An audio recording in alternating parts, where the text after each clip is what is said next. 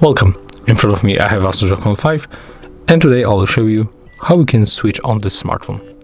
All you have to do is just to simply click the power button on the right edge, so just make it, click and hold,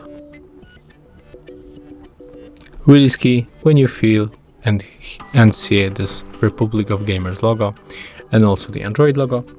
Now you have to be patient and just wait a little bit, and after a few moments your phone will be turned on.